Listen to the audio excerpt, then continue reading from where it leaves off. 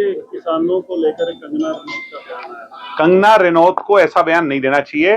कंगना रनौत नुकसान करवा लेगी कुछ, क्योंकि आप किसान जो कमेरा वर्ग है, मेहनत मजदूरी करने वाला है, आप उसकी इंटेग्रिटी पर अगर सवाल उठाओगे, उसे आतंकवादी कहोगे, तो फिर वो क्या करेगा? घर थोड़ी बैठेगा।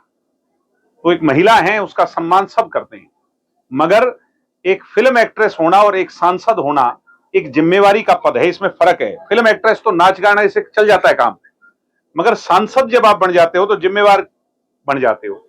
मगर अभी तक वो कलाकार वाले, उसका जो कंगना रनौत जी का दिमाग कलाकार से बाहर नहीं निकल पाया।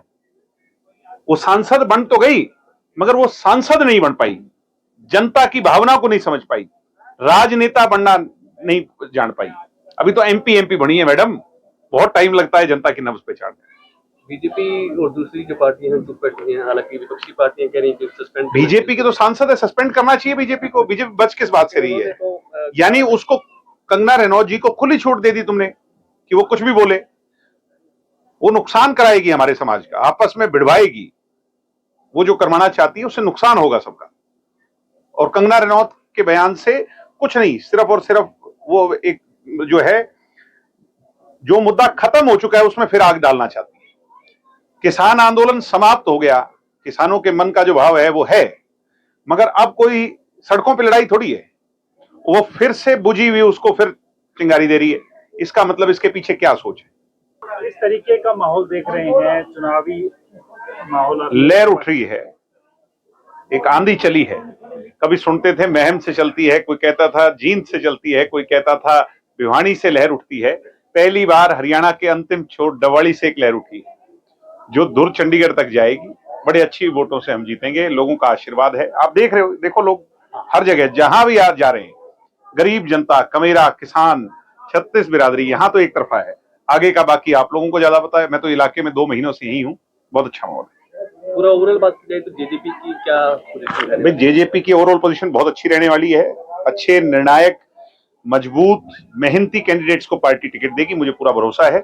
और जो जिताऊ होंगे उनको देगी। हम ज्यादा जीत के आएंगे, और चाबी से ही ताला खुलता है, चाबी से ही चंडीगढ़ खुलेगा। इस बार गठबंधन हुआ, कितना बेनिफिट? बहुत बेनिफिट होगा। आजाद समाज पार्टी और चंद्रशेखर आजाद, भीम आर्मी, ये मजबूत संगठन है और इसका हमें पूरा फायदा। कब तक टिकटें अलाउड? 2 तारीख को। और बात की जाए तो कांग्रेस और बीजेपी का लगातार मंथन चल रहा है दिल्ली में, जो कोर कमेटी की बैठक। जब तक उनका मंथन चलेगा हम तो बहुत आगे जाएंगे। मंथन पे रह जाएंगे। वो मंथन पे रह जाएंगे। यहाँ डवाली में तो कुछ नहीं बचना, कुछ बचना है क्या बता दो आप? यहाँ तब तक तो ये वो परिवार हैं जो सारे के सारे पहले कांग्रेस में थे। कभी इस मोडी गांव के अंदर वो सारे ही लोग जो कांग्रेस में थे, आज इससे पिछले प्रोग्राम में सब लोग ज्वाइन कर गए। मेरे हिसाब से ऐसा ही चारों तरफ है। कांग्रेस और भाजपा को छोड़ छोड़ जो है लोग भाग रहे हैं और जननायक जनता पार्टी का हिस्सा। कांग्रेस की तरफ से कुमारी शैलजा है, उनका कहना था कि सीएम कैंडिडेट को लड़ना चाहिए। दलित की बेटी चुनाव लड़े, क्या दिक्कत है किसी को? हम तो मना नहीं करते, अच्छी बात है। उनको रोकने वाला कौन है? वो आदमी का पता लगाओ। बाबरिया साहब का बयान था कि किसी भी एमपी को टिकट तो बाबरिया जाने, शैलजा जी जाने, और हुड्डा साहब जाने, हम क्या जाने उनका। क्या भविष्य के मानते कांग्रेस का? कांग्रेस का भविष्य आपस में लड़ लड़ के कांग्रेस खत्म हो जाएगी, और कांग्रेस का कोई भविष्य नहीं है। कांग्रेस जो एंटी मोदी वेव थी उस पर तिर गई हरियाणा में, अब कांग्रेस का कुछ। बीजेपी की क्या स्थिति है? बीजेपी की स्थिति अब वही है जो बीजेपी की होनी चाहिए। बीजेपी की स्थिति, बीजेपी ने पिछली बार हमें मिसगाइड कर करके अपने साथ लिया। वो अपनी बातों पे स्टैंड नहीं कर पाई, हमारे साथ धोखा किया। और हमारे साथ तो क्या धोखा किया, हम तो फिर वही चले जाएंगे, संघर्ष करेंगे। मगर जनता के साथ जो धोखा किया, 5100 पेंशन नहीं की और मुद्दों को पूरा नहीं किया, जनता इन चीजों को माफ नहीं करेगी। 14 में 47 थी, 19 में 40 रहेगी बीजेपी की टिकट, अब 24 में क्या? तो आधी आधी होती जा रही है, देख लो आगे कहाँ जाएगी।